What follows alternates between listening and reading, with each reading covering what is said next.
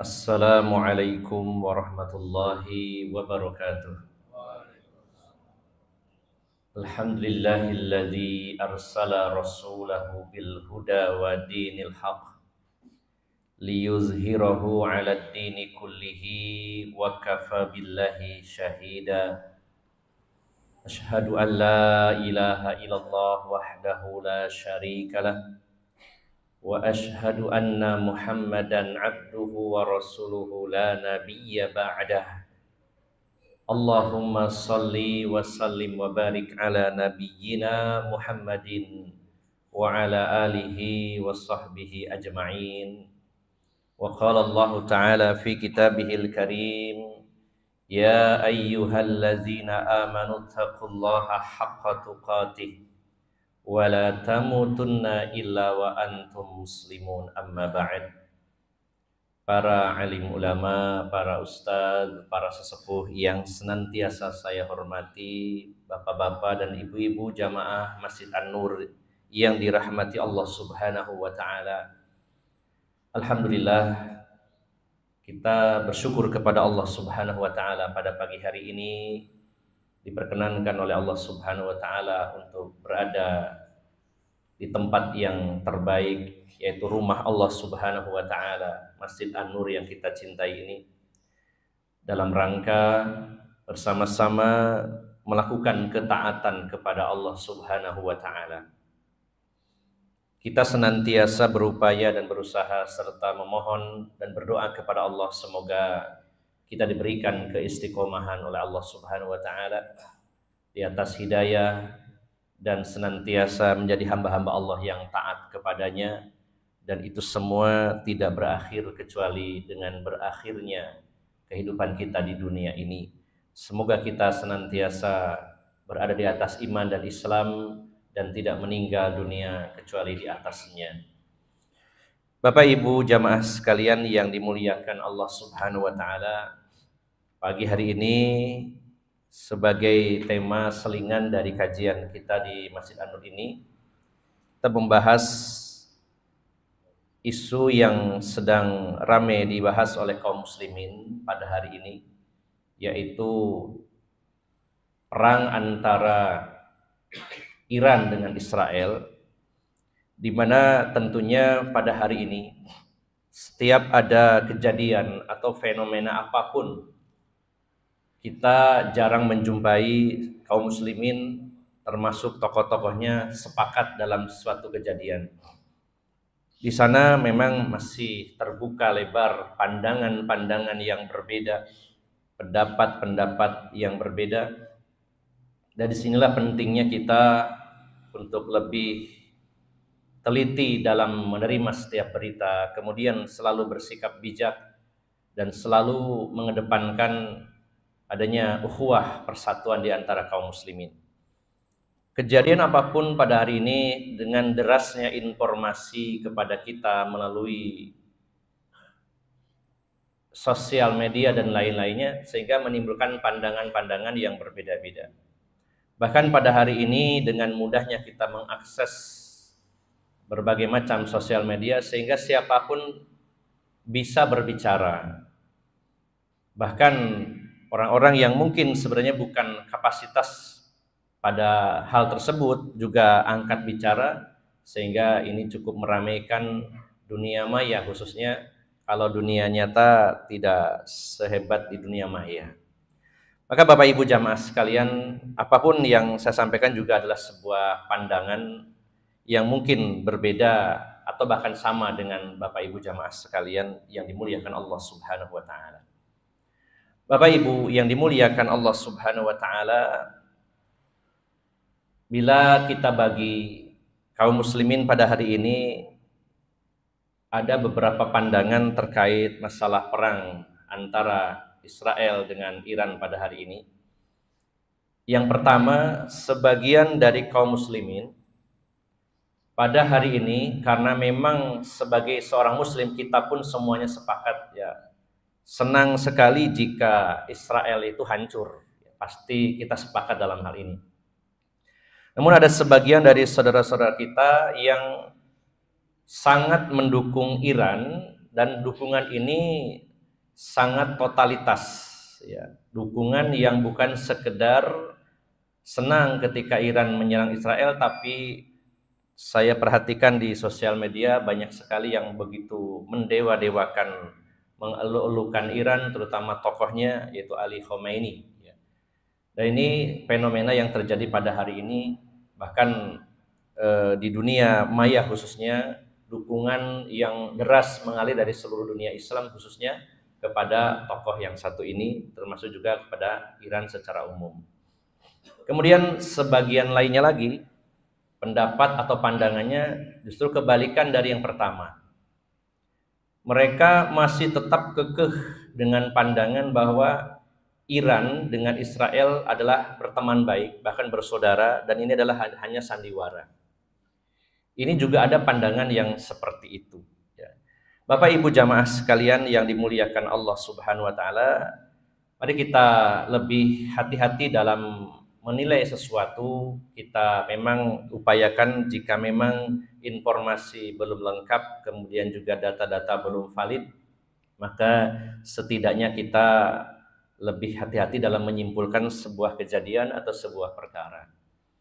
Bapak Ibu, yang pertama ini saya sedikit pandangan kepada kubu pertama maupun kedua. Untuk yang pendapat yang pertama yang mendukung secara totalitas, bahkan mengeluh-elukan tokoh-tokohnya, dan juga bahkan ada yang menyatakan bahwa ini adalah orang yang wajib didukung dan dicintai, bahkan disangkut pautkan bahwa ini adalah keturunan Nabi Muhammad SAW dan lain-lain. Bapak Ibu jamaah sekalian, kita perlu ingat bahwa Syiah yang memang banyak sekali pecahannya, namun di Iran yang paling dominan adalah Syiah Rafidhah. Kita mengenal beberapa sekte-sekte dalam Syiah. Ada Syiah yang sangat ekstrim, yaitu yang disebut Syiah Gulat, ya sesuai namanya gulu, ya gulat, di mana mereka sudah dalam taraf menuhankan sahabat Ali bin Abi Thalib. Dan ini ada faktanya dalam sejarah Islam, Syiah Gulat yang sangat ekstrim sampai dalam taraf menuhankan Ali bin Abi Thalib. Kemudian di sana ada Syiah Zaidiyah yang tokohnya adalah Zaid bin Ali yang dikenal dengan Zainal Abidin. Dan ini dipandang oleh para ulama Ahlus Sunnah, dari sisi Ahlus Sunnah, bahwa ini adalah Syiah yang paling moderat, yaitu Syiah yang menyatakan bahwa Ali bin Abi Thalib itu lebih unggul dibandingkan sahabat yang lainnya, namun mereka tetap menghormati sahabat-sahabat yang lainnya, termasuk Abu Bakar, sahabat Umar, Utsman, dan lain-lainnya. Dan mereka tidak mengkafir-kafirkan para sahabat Nabi SAW, hanya mengunggulkan Ali bin Abi Thalib saja. Bahkan ulama mereka pun kita jadikan referensi di antara kitab-kitab mereka. Salah satunya Imam Asy-Syaukani, beliau yang berakidah Syiah Zaidiyah. Ya, kitabnya juga kita baca dan kita pelajari, kitab Nailul Autor yang sangat terkenal itu.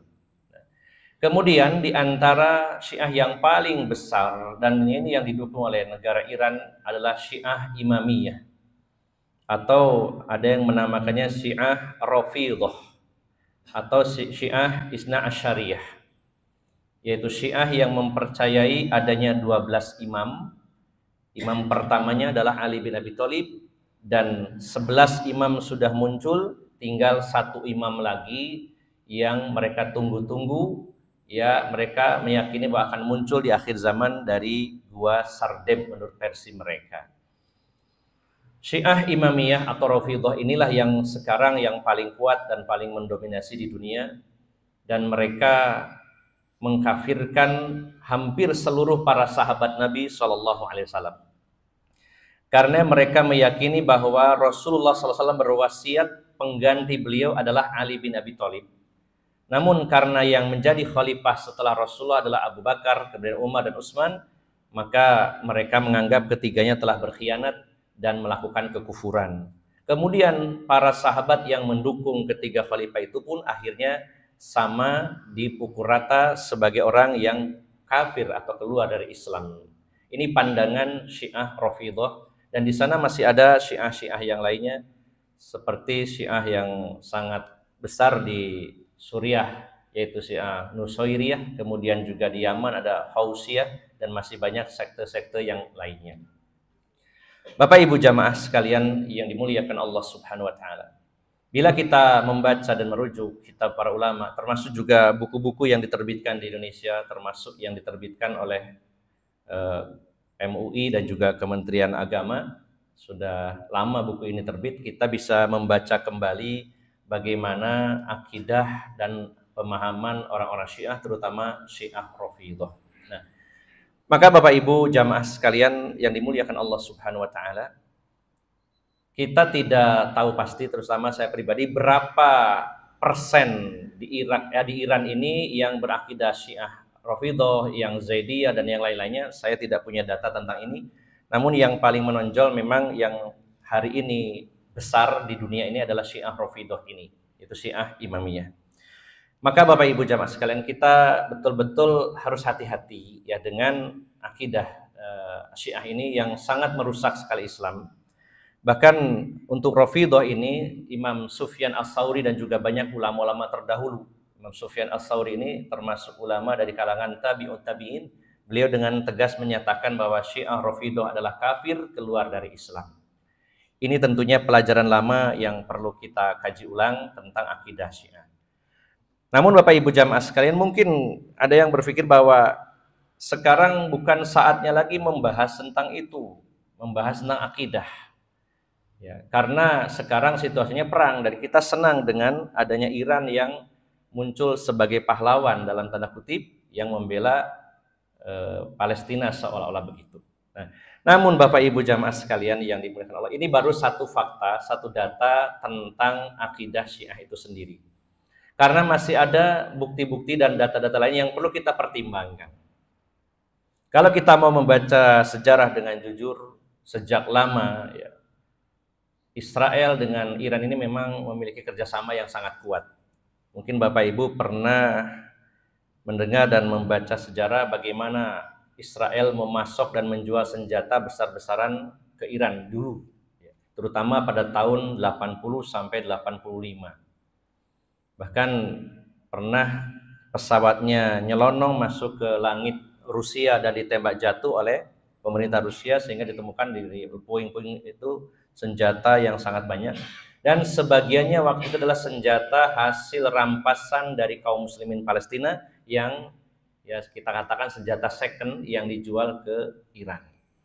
Kemudian Bapak Ibu jamaah sekalian, kita juga melihat fakta bahwa kaum Yahudi yang terbesar di dunia selain tentunya di negara Israel, berikutnya negara yang banyak menampung Yahudi terbesar di dunia adalah Iran. Terutama di daerah Isfahan atau Asbahan, Rasulullah menyebutnya sebagai daerah Asbahan. Ada satu kawasan yang disebut Yahudi ya. Di sanalah orang-orang Yahudi bertempat tinggal dan ini adalah di dunia menempati urutan tertinggi selain di negaranya sendiri di Israel. Maka Iranlah negara yang menampung penduduk Yahudi terbesar di dunia dibandingkan negara-negara yang lainnya bahkan Eropa. Dan kita ingat Bapak Ibu jamaah sekalian, dalam hadis-hadis sahih Rasulullah menyatakan bahwa Dajjal akan muncul dari kawasan tersebut dan didukung oleh Yahudi Isfahan dengan pasukan intinya 70.000 pasukan. Kita bacakan diantaranya salah satu hadis yang diriwayatkan Imam Ahmad. Ini baru salah satu, namun lebih lengkapnya bisa merujuk ke kitab Asyratus Sa'ah Sayyid Yusuf Al-Wabil atau kitab Al-Bidayah wan Nihayah Imam Ibnu Katsir diantaranya. Ada salah satu hadis di mana Rasulullah SAW bersabda, hadis riwayat Imam Ahmad. Beliau bersabda, "Yakhrujud Dajjal min Yahudiyah Asbahan ma'ahu sab'una alfan minal Yahud." Rasulullah menyatakan Dajjal akan keluar dari kampung Yahudiyah di Isfahan, yaitu Iran. Bila Bapak Ibu jamaah sekalian buka petanya Iran, itu salah satu kawasan yang dihuni oleh orang-orang Yahudi dan jumlahnya cukup signifikan, sangat besar. Akan keluar Dajjal dari kampung Yahudiyah di Isfahan dan bersama Dajjal itu akan ada 70.000 pasukan yang mendukungnya dari kalangan Yahudi. Maka kalau mungkin bagi Bapak Ibu yang pernah ke Teheran akan juga menemukan banyak sekali sinagog-sinagog Yahudi dan akan sangat sulit mendapati masjid-masjid Ahlus Sunnah atau Sunni di sana karena dilarang sejak pemerintahan Khomeini. Tapi sinagog-sinagog tempat ibadah Yahudi di sana banyak. Ini diantara fakta-fakta itu. Maka bukan semata-mata masalah akidah yang sangat jauh menyimpang dari ajaran Islam, tapi juga fakta-fakta, data-data sejarah perkembangan hubungan kedua negara ini antara Iran dan Israel. Kemudian Bapak Ibu jamaah sekalian yang dimuliakan Allah Subhanahu wa taala. Palestina dengan Israel sudah perang puluhan tahun, namun baru kali ini Iran langsung berhadapan dengan Israel. Selama ini puluhan tahun Iran hanya menggunakan proksi-proksi militer atau milisi-milisi yang ada, seperti ada Houthi di Yaman, kemudian ada Hizbullah di Lebanon. Baru kali ini Iran menyerang secara langsung. Nah, bila kita mau merunut asal mula perang beberapa hari ini, mungkin sudah belasan hari ini, kalau kita merunut dari pemicunya tentu jelas sekali bahwa Iran murka, marah karena Israel telah melakukan pembunuhan dan ini adalah pembunuhan yang spektakuler dan sangat luar biasa dalam arti keakuratan ya memang ya. Salah satu keunggulan Israel itu dia punya agen-agen yang namanya Mossad ini betul-betul akurat data-data yang mereka miliki. Tersebar di seluruh dunia, bahkan mungkin di Indonesia pun banyak. Maka di Iran pun mereka menebar agen-agen ini dan salah satu tugasnya adalah mencari titik-titik di mana tokoh-tokoh yang diincar Israel itu berada. Maka Israel telah berhasil secara gemilang membunuh beberapa petinggi-petinggi Iran, bahkan kepala staf angkatan atau kepala staf Garda Revolusi Iran yang terbunuh. Kemudian ada tujuh ilmuwan nuklir yang berhasil dibunuh oleh Israel. Inilah yang menyebabkan Iran marah. Jadi ketika kita mengatakan bahwa Iran menyerang Israel karena membela Gaza, membela Palestina, maka sebenarnya ada pemicunya tadi. Kalau memang niatnya memang membantu Palestina, mengapa puluhan tahun ini tidak pernah terjadi seperti ini? Nah, ini juga perlu kita amati. Ada pemicu yang membuat Iran murka karena memang sudah sejak lama baik Amerika maupun Israel mengincar yaitu proyek nuklirnya Iran, yaitu pengayaan uranium, yang mana pada dekade sebelumnya Khomeini mengharamkan 100% untuk memiliki nuklir ini. Namun pada era berikutnya dengan alasan bahwa ini pengayaan uranium untuk selain senjata, untuk bahan bakar dan sebagainya, maka dilakukanlah proyek besar ini dan itu dibantu oleh Rusia. Dibantu oleh Rusia sebagaimana Vladimir Putin menyatakan bahwa di sana ada ilmuwan-ilmuwan Rusia yang membantu Iran untuk pengayaan uranium ini. Kita tidak tahu apakah betul uranium ini ada pengayaan uranium untuk energi secara umum atau juga dibuat senjata, wallahu alam ya. Walaupun memang isunya dibuat untuk membuat bom nuklir. Sehingga Amerika dan Israel sangat ketar-ketir ketika Iran ini memiliki itu semua. Nah, jadi Bapak Ibu jamaah sekalian, ini 3 poin bahwa kita senang, bahagia, bahkan selalu berdoa semoga Israel itu hancur. Bisa rata dengan tanah dan merasakan apa yang dirasakan oleh saudara-saudara kita di Palestina, khususnya di Gaza.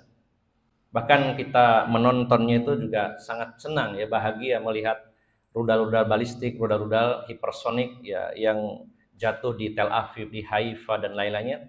Terus terang secara pribadi saya pun sangat bahagia dan senang dan mereka merasakan apa yang telah mereka perbuat untuk saudara-saudara kita di Palestina. Kemudian tentunya kita bahagia, namun di sisi lain kita perlu mempertimbangkan masalah akidah sehingga kita tidak kebablasan. Kita senang, kita mendukung siapapun sebenarnya yang menghancurkan Israel. Bahkan seandainya setan sekalipun kalau yang menghancurkan Israel kita senang. Nah, namun Bapak Ibu jamaah sekalian, kita harus bisa ngerem juga bahwa ada kerusakan akidah yang signifikan dari orang-orang Syiah, termasuk Syiah yang ada di Iran, dan ini kita harus betul-betul paham. Kemudian yang kedua, memang sejarah sejak lama Iran dan Israel itu bersahabat, berteman baik. Ya, walaupun proksi-proksi militer Iran sepertinya melakukan penyerangan, tapi selama ini mereka berteman baik. Kemudian yang ketiga, fakta menyebutkan bahwa serangan Iran ini karena ada alasan tadi. Bukan semata-mata membela Palestina, membela Gaza, tapi ada pemicunya yang membuat Iran ini murka. Kemudian Bapak Ibu jamaah sekalian yang dimuliakan Allah, bagi teman-teman yang menganggap ini cuma sandiwara, bahkan saya ketika bikin status pun banyak diantara jamaah takmir masjid yang menyatakan ini sandiwara, Ustadz jangan percaya. Namun bagi saya melihat sisi intensitas serangan, kemudian tingkat kerusakan yang itu saja disaring, tidak semua media bisa meliputnya, maka ya ini berdasarkan saya amati bukan sekedar sandiwara, tapi benar-benar memang marah, benar-benar perang ya, karena tingkat kerusakannya sangat besar. Kemudian Bapak Ibu jamaah sekalian yang dimuliakan Allah Subhanahu wa taala, pada poinnya adalah yang pertama, tentu kita sebagai kaum muslimin ya melihatnya sangat senang ya, melihat Israel yang seperti itu, bukan semata-mata dari sisi agama, tapi juga dari sisi kemanusiaan. Israel lah negara yang benar-benar kebal terhadap aturan internasional. Ketika mereka koar-koar karena rumah sakit Soroka ya, yang kena imbas dari serangan Iran ini, mereka minta bantuan dunia, ini rumah sakit kok diserang oleh Iran. Padahal kita tahu bagaimana Israel telah meluluh lantakkan 36 rumah sakit di Gaza. 36 rumah sakit di Gaza. Dia baru satu rumah sakit, itu pun bukan target utama, hanya bersebelahan dengan camp militer ya. Bersebelahan, kemudian kena imbas dari rudal yang dikirim oleh Iran ini. Mereka sudah menangis dan keluar-keluar bahwa ini tidak manusiawi masa rumah sakit diserang. Tentunya Bapak Ibu jamaah sekalian, dari sisi ini kita puas ya tentunya sebagai kaum muslimin, karena sudah lama sekali kita ini sangat kecewa, benci dengan perlakuan Yahudi kepada saudara-saudara kita, maka kita bahagia. Namun di sisi lain kita jangan sampai berlebih-lebihan sehingga melupakan bagaimana juga kejahatan Iran yang dilakukannya kepada kaum muslimin khususnya Ahlus Sunnah. Bagaimana keterlibatan Iran dalam pembantaian, penangkapan ya tokoh-tokoh Sunni di negaranya sendiri. Kemudian bagaimana keterlibatan Iran dalam membantai Ahlus Sunnah di Suriah melalui perang Suriah selama ini, berapa banyak korban jiwa yang terbunuh, dan di situ ada kontribusi Iran yang sangat kuat. Bagaimana juga korban yang begitu banyak di Lebanon ya, dari perbuatannya Hizbullah yang merupakan proksi militernya Iran juga. Ini semua tidak bisa kita lupakan begitu saja, lalu dengan tiba-tiba kita mengeluh-elukan dan menganggapnya sebagai pahlawan. Maka Bapak Ibu jamaah sekalian, kesimpulan akhir bahwa kita senang dengan kejadian ini, di mana orang-orang Yahudi Israel ini merasakan akibat dari ulah tangan mereka kepada saudara-saudari kita kaum muslimin, dan kita memandangnya kalaupun Iran ini memang dari satu sisi berseberangan dengan akidah kita, namun kita anggap bahwa ini adalah perang antara orang yang berseberangan dengan Islam melawan orang juga yang berseberangan dengan Islam. Seandainya ada dua kubu, dua-duanya memusuhi Islam, lalu mereka berperang, ya tetap kita senang. Bukankah Imam Malik pernah mengatakan, ini saya mengutip perkataan Imam Malik, dan juga sebenarnya senada dengan perkataan Imam Al-Auza'i. Imam Malik mengatakan, ya, yantakimullahu minadh-dhalimi bidzalimin. Summa yantakimullahu kilaihima. Imam Malik mengatakan, sesungguhnya terkadang Allah itu membalas orang-orang zalim dengan orang zalim yang lainnya. Allah membalas kezaliman, pelaku-pelaku kezaliman dengan orang zalim yang lainnya. Maka kemudian setelah itu Allah akan membalas keduanya. Imam Al-Auza'i juga mengatakan, kalau ada dua orang yang memusuhi Islam, kalau ada dua kubu yang memusuhi Islam, lalu mereka keduanya berperang, maka jika salah satu dari keduanya itu hancur, kita akan mengucapkan Alhamdulillah. Dan jika dua-duanya hancur, kita akan mengatakan Alhamdulillahnya lebih banyak. Jadi Bapak Ibu jamaah sekalian yang dimuliakan Allah Subhanahu wa taala, kita akan sangat mendukung siapapun, bahkan orang-orang kafir sekalipun, jika mereka bermusuhan dengan Israel, karena kita selama ini sudah sangat kecewa bahkan benci dengan tindak tanduk mereka. tentunya kita juga sangat mendukung, apalagi dari pandangan sisi kemanusiaan. Namun tentunya pertimbangan-pertimbangan lain selain masalah akidah, masalah fakta-fakta sejarah dan lain-lainnya juga kita perlu pertimbangkan. Maka sebagai seorang muslim kita jangan cepat-cepat menyimpulkan, kita lebih baik banyak menyimak dulu dan jangan cepat mendukung kubu A ataupun kubu B. Kita hati-hati dalam masalah ini karena apa yang kita sampaikan, apa yang kita lakukan dukungan kepada siapapun ada pertanggungjawabannya di hadapan Allah Subhanahu wa taala. Bapak Ibu jamaah sekalian yang dimuliakan Allah Subhanahu wa taala, mungkin tidak lama lagi orang-orang Yahudi akan Allah binasakan di muka bumi ini, dan berdasarkan hadis-hadis yang sahih, orang-orang Yahudi yang nantinya dipimpin oleh Dajjal akan dihancurkan, dibinasakan dan diperangi oleh kaum muslimin, dan saat itu boleh jadi sudah sangat dekat sekali. Demikian Bapak Ibu jamaah sekalian, ini sekedar pandangan yang mungkin bisa saja berbeda. Saya mohon maaf yang sebesar-besarnya, dan jika memang sepakat kita lebih baik untuk banyak menyimak dan banyak memperhatikan, tidak terlalu cepat mendukung dan menyimpulkan. Ala kulli hal kita sangat bahagia dengan kondisi negara Israel pada hari ini. Semoga Allah tambahkan kehancuran dan kebinasaan untuk mereka. Demikian Bapak Ibu jamaah sekalian, semoga bermanfaat. Mohon maaf atas segala kekurangan. Aqulu qauli hadza wa astaghfirullah li wa lakum wa akhiru da'wana anil hamdulillahirabbil alamin. Subhanakallahumma wa bihamdika asyhadu an la ilaha illa anta astaghfiruka wa atubu ilaik. Wassalamualaikum warahmatullahi wabarakatuh.